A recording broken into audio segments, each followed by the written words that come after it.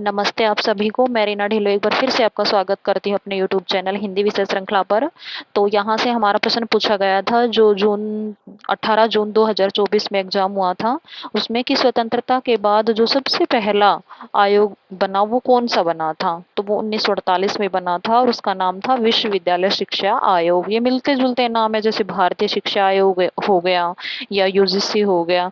तो मतलब बिल्कुल नज़दीक नज़दीक इनके जो ऑप्शन थे और बच्चे उसमें कंफ्यूज हो गए, ज़्यादातर बच्चों ने ये गलत कर दिया। तो सबसे पहला था हमारा विश्वविद्यालय शिक्षा आयोग, स्वतंत्रता के बाद वाला। इसको हम राधा कृष्णन आयोग भी कहते हैं। यदि एग्जाम में पूछ लिया जाए कि भाई विश्वविद्यालय शिक्षा आयोग को और क्या कहा जाता है, तो इसको हम राधा कृष्णन आयोग भी कहते हैं।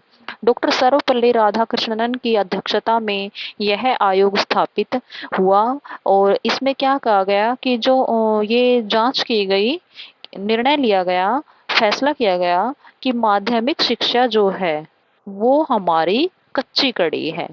प्राथमिक और उच्च दोनों सही है, परंतु जो माध्यमिक शिक्षा है वो एक कच्ची कड़ी है हमारी शिक्षा में, उसमें सुधार की आवश्यकता है, ये इसमें कहा गया।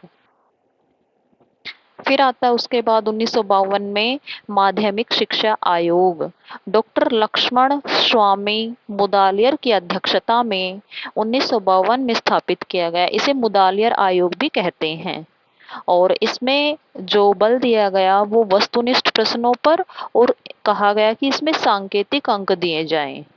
ठीक है। फिर 1961 में भावनात्मक एकता समिति, इसके तो नाम से स्पष्ट है कि भाई भावनात्मक एकता अर्थात लोगों को एक किया जाए।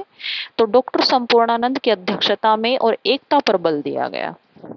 फिर आता है हमारा कोठारी आयोग जो बहुत ही इम्पोर्टेंट है। ये 1964 और 66 के बीच लागू हुआ।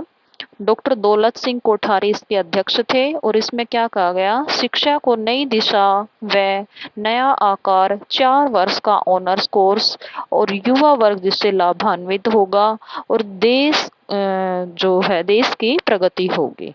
ठीक है, इसमें इन बातों पर ध्यान दिया गया कोठारी आयोग में।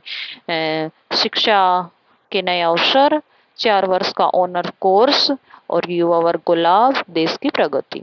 फिर आता है हमारा 368 में त्रिभाषीय सूत्र। ये एग्जाम में भी पूछा गया था।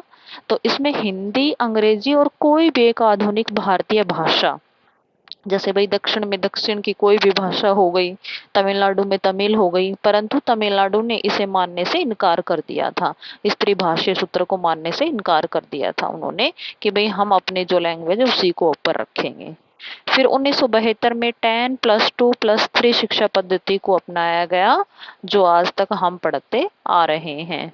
1966 में भारतीय शिक्षा कमीशन का आयोग किया गया।